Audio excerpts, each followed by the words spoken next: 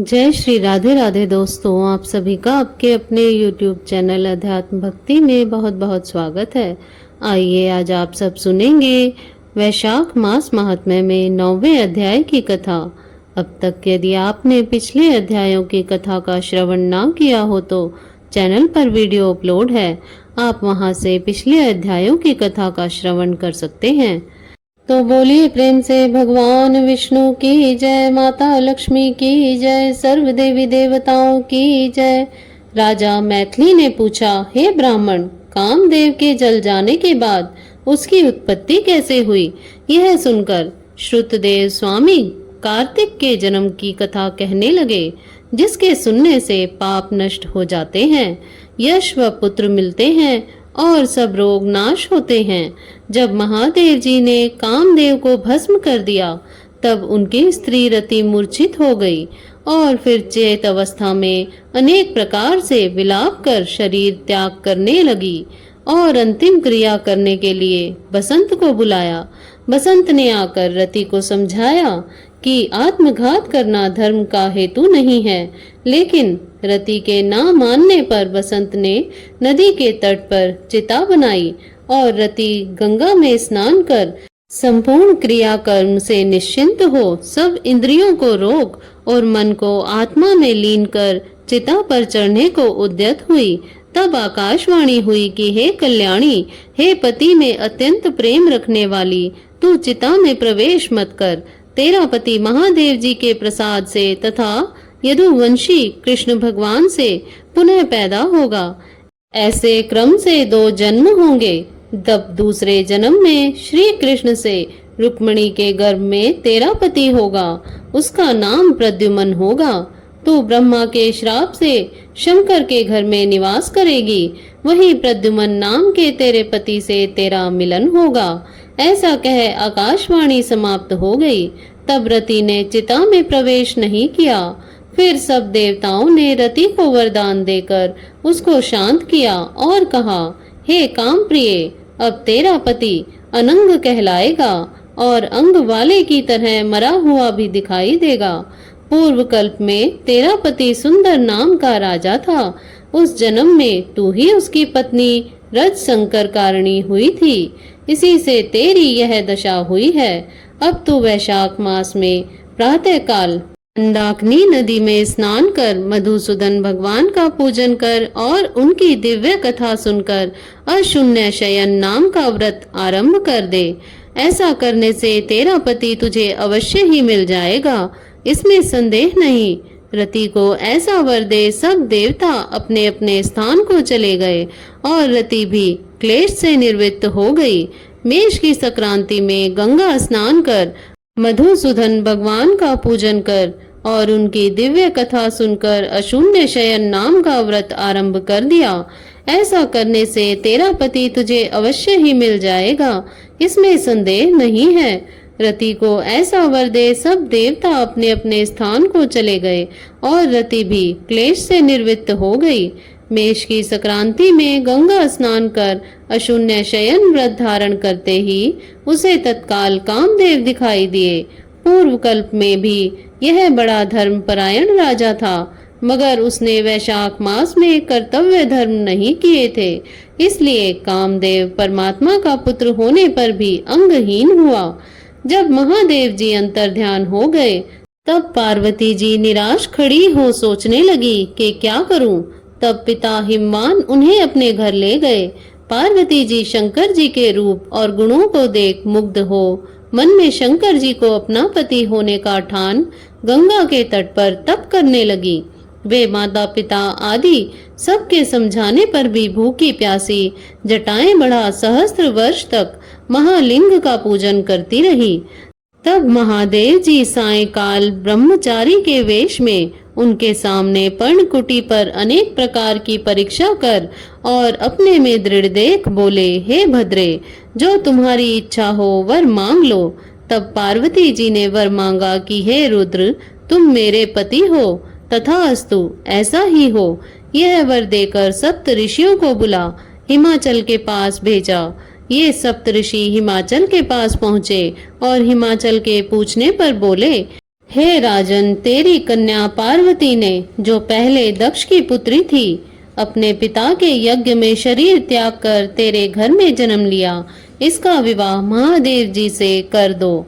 यह बात सुन हिमाचल बोला कि पार्वती महादेव जी को ही अपना पति बनाने को घोर तप कर रही है। मैं भी अत्यंत हर्ष से अपनी कन्या महादेव जी को दे चुका हूँ। अब आप वहाँ पधारो जहाँ महादेव जी हैं। हिमाचल का उत्तर ले सप्तऋषि महादेव जी के पास जा और विवाह निश्चित कर चले गए। तब तो लक्ष्मी आदि सब देवियां तथा विष्णु आदि सब देवता बाराती बनकर चले और महादेव जी सब देवता मुनि 6 मातृका आदि को तथा भूत गणों को साथ ले बैल पर चढ़ चले। अनेक अंग शंख मृदंग आदि अनेकों बाजे बजने लगे और वेद की ऋचा के पाठ होते हुए हिमाचल की पुरी में पहुँचे। तब शुभ लगन में शिव पार्वती का विवाह संपन्न हो गया, जिससे त्रिलोकी में आनंद छा गया। इस महोत्सव के पूर्ण होने पर शंकर जी पार्वती जी के संग स्वच्छंदता से हिमाचल के शिखर पर सहस्त्र दिव्य वर्ष तक रमण करते रहे।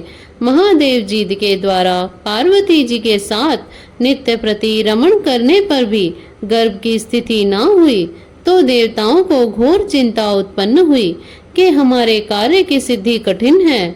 तब खूब विचार कर अग्नि को बुला उसका अत्यंत सम्मान कर जहाँ महादेव जी रमण कर रहे थे भेजा और कहा कि जब महादेव जी रमण कर चुके तब तू प्रकट हो उनके सम्मुख चले जाना और वह पुनः रमण ना करें, क्योंकि तुझे देखकर पार्वती जी लज्जा के मारे वहां से हट जाएंगी।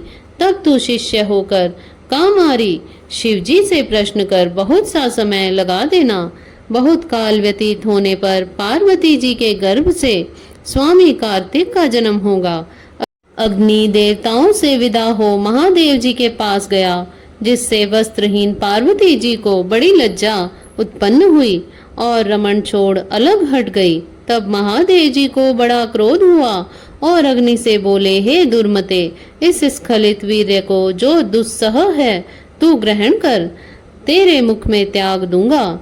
ऐसा कह अग्नि के मुख में वीर्य को छोड़ दिया। उस प्रचंड वीर्य के उदर में प्रवेश होने से अग्नि ने दुखित हो स्वर्ग लोक में देवताओं के पास जा सब वृतांत कहा, जिससे देवताओं को वीर्य की स्थित हो जाने से हर्ष हुआ, परंतु प्रसव कैसे होगा इसका अत्यंत दुख हुआ। अग्नि के उदर में महादेव जी का तजोमय वीर्य बढ़ने लगा। 10 महीने हो गए और प्रसव का कोई उपाय न हुआ। तब अत्यंत दुखी हो देवताओं को संग में ले महायशस्विनी गंगा के पास जा सब स्तुति करने लगे। हे माता, तू देवताओं के निमित्त शंकर के इस तेज को धारण कर। जो अग्नि के प्रसव बढ़ रहा है वह स्त्री न होने से प्रसव नहीं होता है, हमारी रक्षा कर। ऐसी प्रार्थना करने पर गंगा ने कहा, तथास्तु। तब देवताओं के कहने से अग्नि ने गर्भ मोचन मंत्र से गर्भ का आकर्षण कर शंकर जी के तेज को गंगा जी में छोड़ दिया। यह तेज बड़ा दीप्तिमान और लोकों में असहनीय था। कुछ मास पर्यंत गंगा जी उसे सहन न कर सकी और जल सूख गया और रक्त कलेवर दिखाई देने लगा। तब अत्यंत दुख से व्याकुल हो अपने उदर एवं गर्भ को त्याग दिया तो जो सर्पतों में गिरा, जहाँ विदीर्ण हो उस गर्भ के 6 भाग हो गए और ब्रह्मा जी की भेजी 6 कृतिकाएं आई और उन्हें स्वरकंडों से विभिन्न शांभव तेज के 6 भागों को ग्रहण कर 6 मुख का पुरुष बनाया, जिसका शरीर एक ही था और उसे बहुत दृढ़ कर दिया। यह पुरुषाकार 6 मुखी शरीर बहुत समय तक शरकंडों में वैसे ही पड़ा रहा, उसका कोई रक्षक नहीं था। एक दिन बैल पर चढ़े हुए महादेव पार्वती उसी स्थान से होकर श्री शैल को जा रहे थे कि सहसा पार्वती के स्तनों से दूध की धार बहने लगी। तब विस्मित हो पार्वती जी ने महादेव जी से अकस्मात स्तनों से दूध बहने का कारण पूछा। महादेव जी बोले, तेरा पुत्र यहीं नीचे पड़ा है और अपने रमण की बात तथा अग्नि का वहां आना जिससे पार्वती को उसे देखने से लज्जा के मारे हट जाना और वीर्य स्खलित होने से क्रोध में आकर अग्नि के मुख में छोड़ देना, गंगा के जलने से गंगा का शरकंडों में छोड़ देना और वहां पर उनके 6 भाग हो जाना तथा मातृकाओं के दृढ़ कर देने का वृतांत सुनाया। फिर कहा, उसकी आकृति पुरुष की सी हो गई है, उसी को देख तेरे स्तनों में दूध टपकने लगा है। इसका पराक्रम विष्णु के समान होगा, तो इसका पालन पोषण कर, यही तेरा औरस पुत्र है, इसे उठाकर ले चल। महादेव जी की बात सुन पार्वती जी बालक को उठा गोदी में बिठाकर दुग्धपान कराने लगी और पुत्र स्नेह में तत्पर हो महादेव जी से एक साथ कैलाश को गई और पुत्र का पालन कर अत्यंत संतुष्ट हुई। हे राजन, यह कुमार के जन्म की कथा मैंने तेरे सामने कही। इसे नित्य प्रति सुनने से उनके पुत्र पौत्र आदि की वृद्धि होती है। इसलिए वैशाख मास में धर्म करने से स्त्रियों का विधवा योग मिट जाता है तथा अत्यंत पुण्य होता है। इसी के प्रभाव से अनंग कामदेव भी सांग हो गया। जो लोग इस मास में बिना स्नान दान किए बिता देते हैं, उन्हें बहुत से धर्म करने पर भी अनेकों दुख भोगने पड़ते हैं। इसलिए यही एक मास संपूर्ण धर्मों को करने के लिए हितकारी है। इस प्रकार से स्कंद पुराणीय वैशाख महात्म्य में नारद एवं अम्बरीश के संवाद में कुमार जन्म कथन नामक 9वां अध्याय पूर्ण हुआ। तो बोलिए प्रेम से भगवान विष्णु की जय, माता लक्ष्मी की जय, सर्व देवी देवताओं की जय। इसी प्रकार से ज्ञानवर्धक जानकारियाँ प्राप्त करते रहने के लिए, व्रत पूजा आदि के बारे में जानने के लिए तथा कथा को श्रवण करने के लिए यदि आप चैनल पर पहली बार आए हैं तो चैनल को सब्सक्राइब कर लें, ताकि आने वाली वीडियो की नोटिफिकेशन आपको समय से मिलती रहे। वीडियो को लाइक करें, शेयर करें। सुखी रहे, स्वस्थ रहे। जय श्री राधे राधे। धन्यवाद।